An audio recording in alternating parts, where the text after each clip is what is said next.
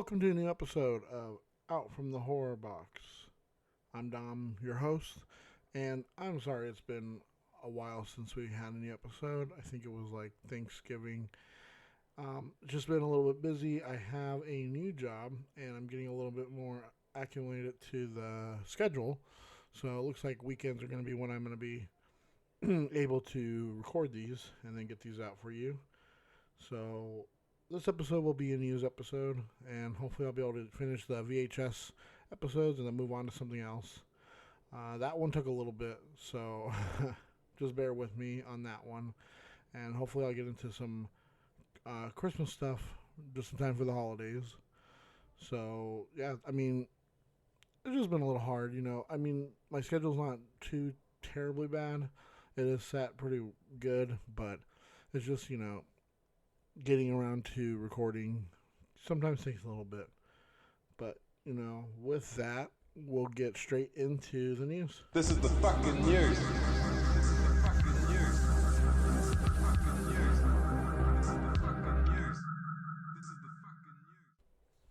Universal Pictures is developing a new take on the Phantom of the Opera with, it looks like, John Legend producing. So, obviously, it's the classic film, The Phantom of the Opera, but it's coming back to screen with a project simply titled Phantom, which is being developed by Universal Pictures. The spec script was written by John Fusco, and it's said to be a contemporary take on the classic novel, which was published in 1910. The new movie will be set in the French Quarter of New Orleans. So this is per Fusco. This is set in the sultry nightlife scene of the modern day New Orleans, the world of jazz, R&B, neo, soul, and funk. The French Quarter, where New Orleans is not only known as America's most haunted city, but the music, French Creole culture, the voodoo mystique, masquerade, pageantry of Mardi Gras just lends itself to a natural adaptation of the Paris setting and a story that has revenge, unrequited love, and mystery. But yeah, that sounds pretty good. Hopefully it's not just like, hopefully it's more a take on the original and less an adaptation of the musical again, because who wants to see that? I mean, we already have multiple adaptations. I mean, we have multiple adaptations of this, and obviously I think this is in the public domain already. I don't think the movie, but I think actually maybe the movie too. But anyways, whatever. I think the novel is, but besides that, yeah, I mean, Universal knows how to do movie monsters. I mean, so there's that.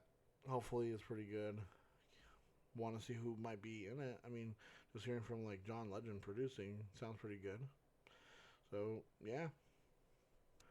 Okay, so it looks like Gun Interactive is not only making a game based off of the Texas Chainsaw Massacre. It's going to be an asymmetrical multiplayer video game, soon headed to PC and current gen consoles. But you'll also get to play as Leatherface, the cook, the hitchhiker, and I guess a couple more characters. And one of the cool things is Kane Hodder is going to be coming back to do the motion capture work for Leatherface. He was already brought in to do the motion capture work for Jason for the Friday the 13th game. So that's pretty cool, I think, because he did do stunt work for Texas Chainsaw Massacre 3. And so, I mean, so he played Leatherface at least in certain scenes. So I think it's pretty cool that they're bringing him back to do this. Just like with Jason, like he knows like what the character is and what it's supposed to, how they're supposed to move. So I think that's interesting. I just can't wait for this. I can't wait to see like what they do. I wonder if they'll also do like alternate skins for like Leatherface. Maybe there'll be like part 2s, part 3s designs. All these different takes on him. And then I'm just wondering what other characters they could have, because, like I said, they're going to have the cook, the hitchhiker, and Leatherface, but I bet they'll also have, like, Chop Top and all that in there. Probably characters from like other movies. Maybe Matthew McConaughey's character. No, that'd be crazy. Maybe some weird guy with a robotic leg works for the Illuminati. Crazy. Yeah, this is one that you gotta watch out for. It's coming out. Sounds pretty good. So it looks like we got some news on the full cast for The Fall of the House of Usher, which is being made by Mike Flanagan for Netflix. Looks like it's going to have a huge ensemble cast. Looks like Frank Langella, Carla Gugino, Mary McDonnell, and this one came out of nowhere. I was like super surprised by this. Mark Hamill, that's along with Henry Thomas, Kate Siegel, um, basically everyone that he's worked with before in like Haunting of Hill House, Haunting of Blythe Manor, and the recent one, the Midnight Mass. I haven't seen that one, but I heard it is really good. That it's worth watching. So hopefully, I'll be able to watch that and review it for this as well.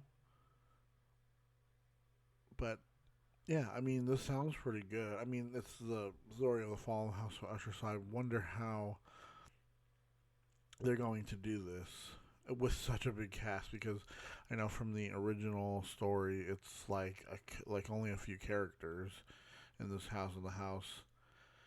But I guess so. The limited series is from Intrepid Pictures, is based on multiple works from Poe. 8 episodes have been ordered. Flanagan and Michael Fimonari will each direct 4 episodes. So it's not just him, I guess. And I guess it's not just that one story, but I guess it's like the overall story is called The Fall of the House of Usher.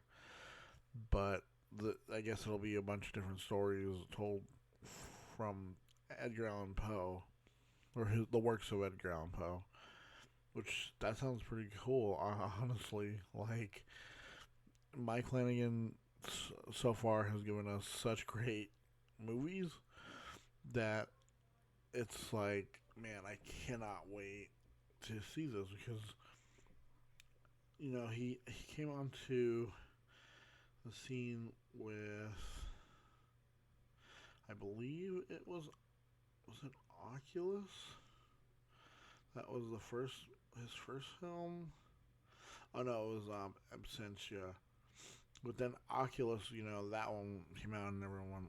Well, I love that one. That one was pretty good. I thought that was really good. And then Hush was amazing. I haven't seen Before I Wake or the Ouija Origin of Evil, which I heard though is really good. And then Gerald's Game I heard is really good. And then he did Doctor Sleep, and Doctor Sleep, honestly, is so good. It it has no right to be that good, especially when you're not only trying to follow up on The Shining, but you're trying to make a sequel to this like perfect film that was in its own right changed. So you're having to take material from this book that was a sequel to an earlier work, and they did it so well. It addressed. I know I could sit here and make a whole review of that movie, but it hit like all the great things it needed to make it so good. Anyways, can't wait for the series. I haven't seen Haunting of Blythe Manor, but I heard it was okay. I heard it was pretty okay. So hopefully I'll get around to watching some more of his movies and his shows, just in time for this. So yeah. So just recently, Guillermo del Toro sat down with the King cast, which is hosted by Scott Wampler, and so if you ever want to listen to a podcast that delves into Stephen King's novels and works and all that, like the movies that are based on the novels, novellas and short stories and all that, go listen to that podcast. I listened to it. It's a pretty good one. There's some pretty good episodes on there too, like one where they get into the scrapped TV show that was made for I think Amazon for the Gunslinger. I'm not the Dark Tower. But yeah, honestly, it's a really good podcast. If you love Stephen King, go listen to it. But yeah, recently he was on there. Guillermo del Toro was, and he said that he would love to, if he can make or if he can make any Stephen King adaptation, that he would do Pet Cemetery. And he said, the novel that I would have killed to adapt.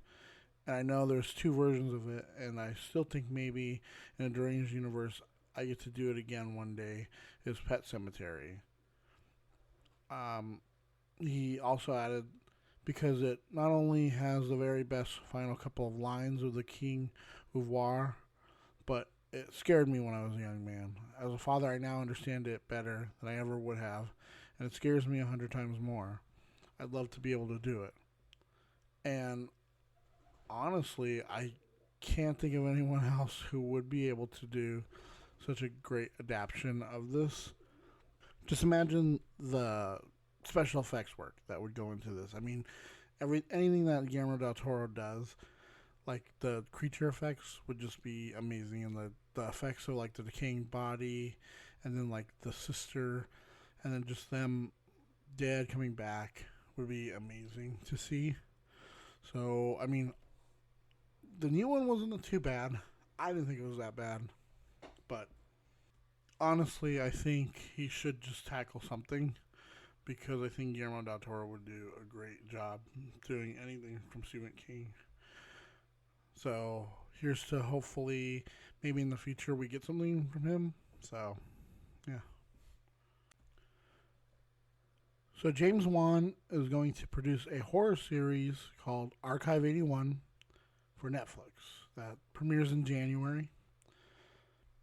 James Wan is on board as executive producer for a supernatural horror series titled Archive 81.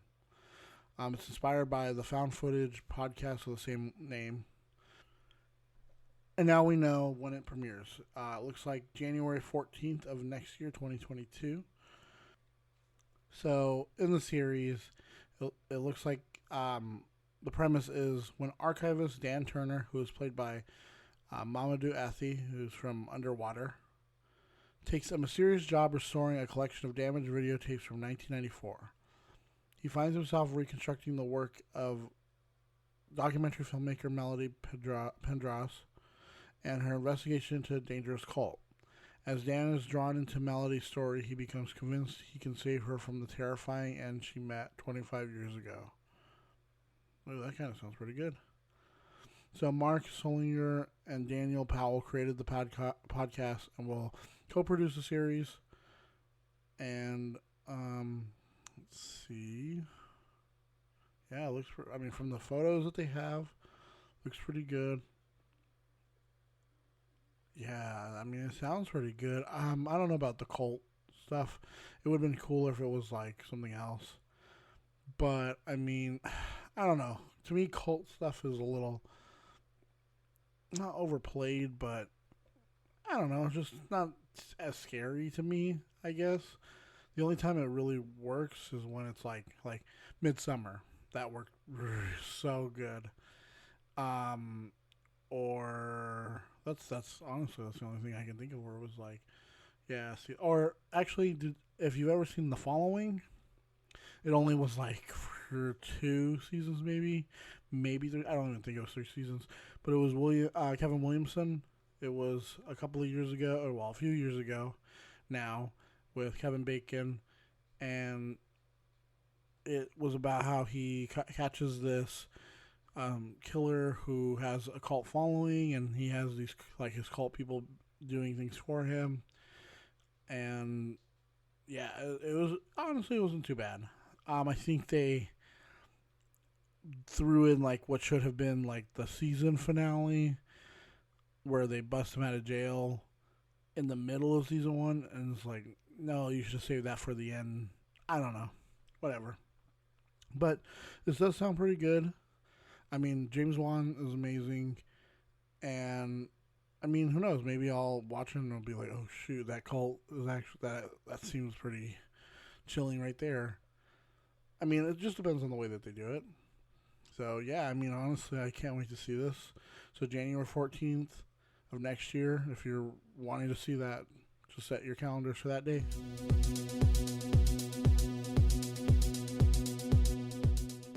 All right, guys. So to kind of wrap this up, I'm going to get into some stories that are creepy events that made you question reality.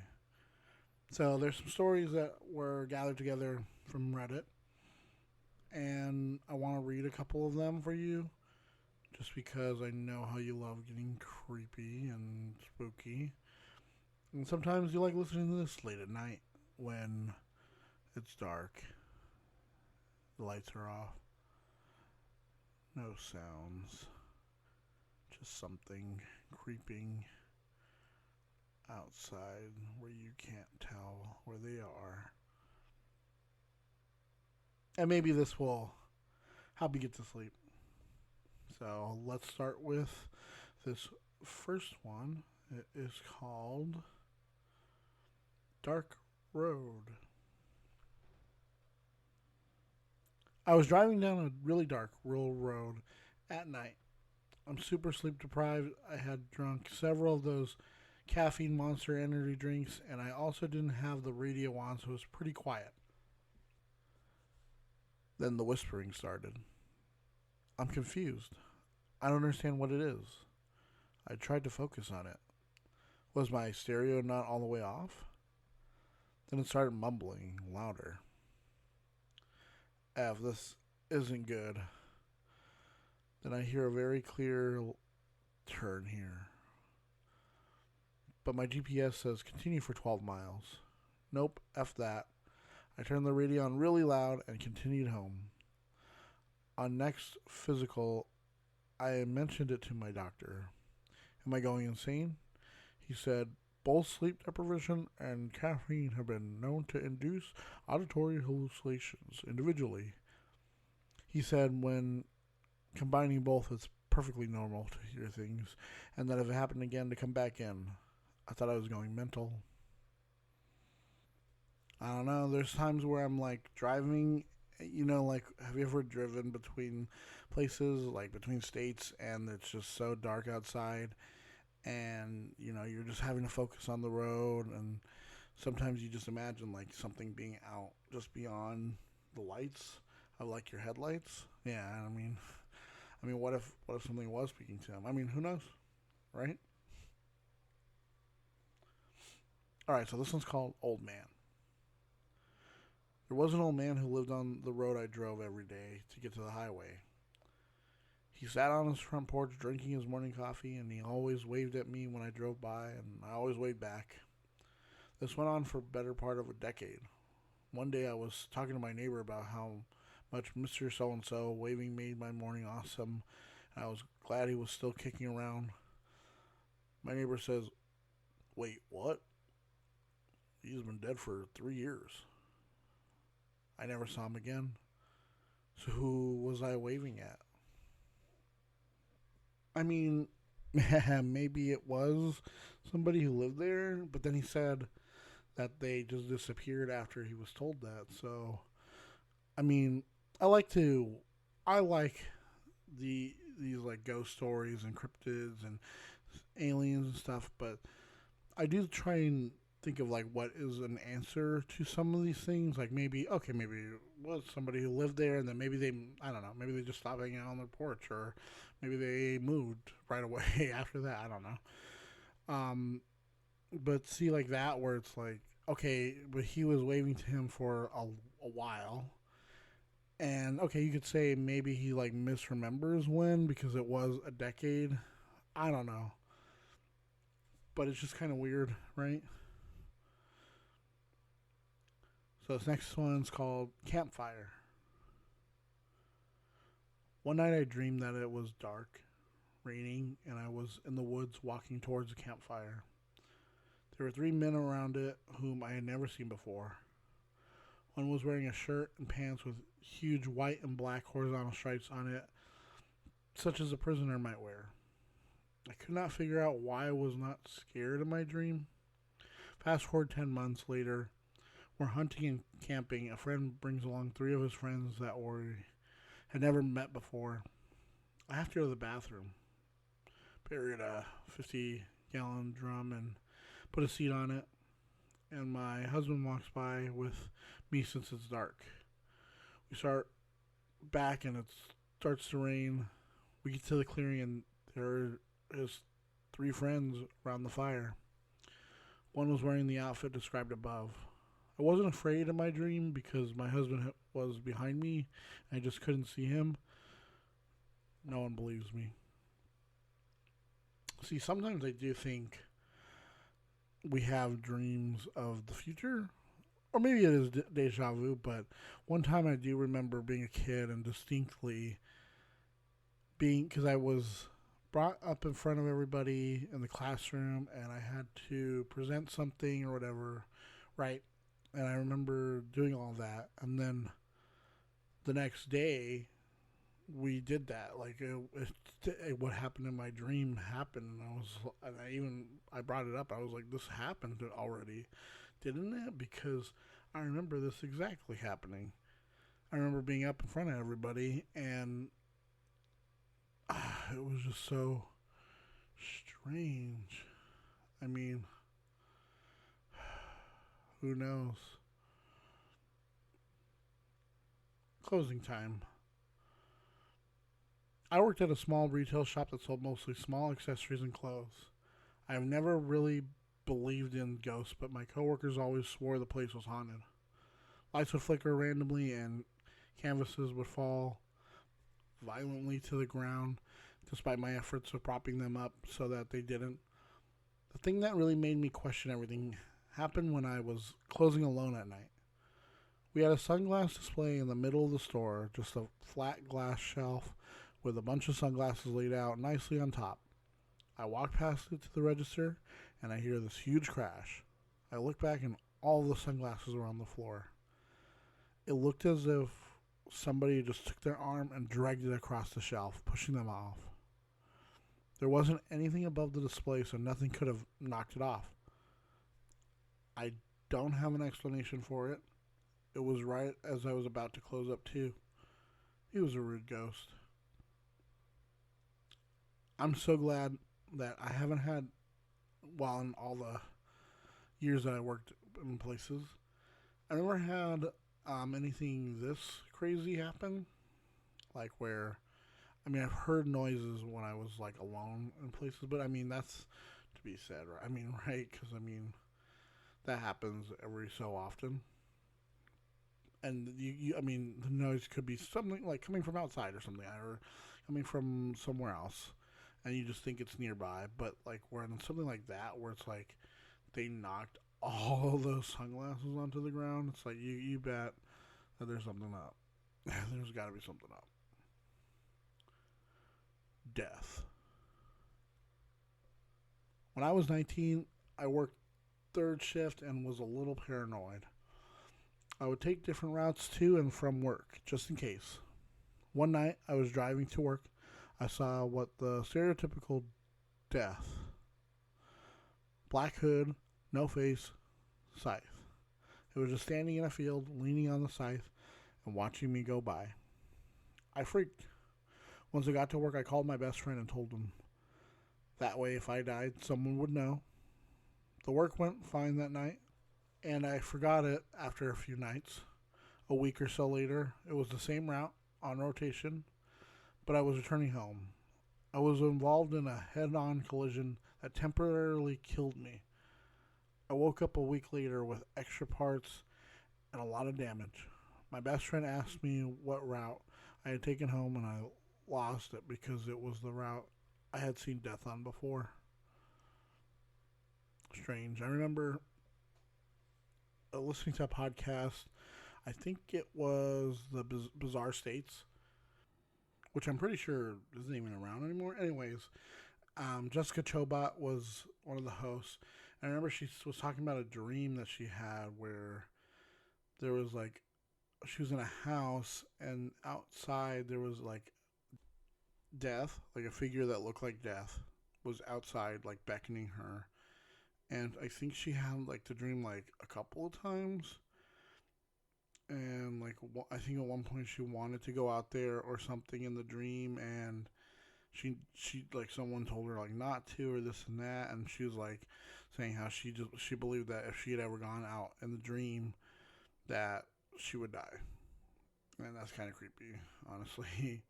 Really creepy. But let's move on. So this next story is called Alexa. I moved into a house that was almost 100 years old, and after about a year of living there, one day I was sitting alone painting some figurines when Alexa blurts out, "Yes, Diana, it is Jimmy's favorite song," and then proceeds to play Beethoven's Fifth Symphony. Diana is the name of the lady who previously owned the house and has been dead for about 5 years. Jimmy was her cello-playing husband who, after Diana died, moved into a senior assisted living community. Which that just sounds so creepy that when they just like start talking by themselves and stuff. Creepy. Party. When I was 12 or so and still living at my parents' house, I woke up in the middle of the night to pee. I got to the bathroom and heard what sounded like a party going on downstairs. Laughter, music, the sound of glasses being knocked together for a toast, the whole shebang. I thought it was weird that my parents had friends over so late and hadn't told me, but I decided to go and see what was there. I opened the door to the kitchen, and the entire downstairs was completely dark and silent. Not even a TV on. I was thoroughly confused, but the strangeness of the situation didn't really register, so I never told anyone.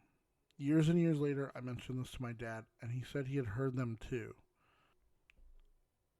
Turns out there used to be a small public bar in their home, which is over 150 years old. I guess some of the patrons decided to hang out for eternity.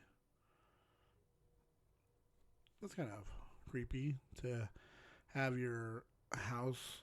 There was a bar at one point. Well, that's reminds me of my friend. She moved out to Virginia, Roanoke, Virginia, and the house that she and her roommates moved into was like a old like slave, like an old plantation ish area, a house or whatever.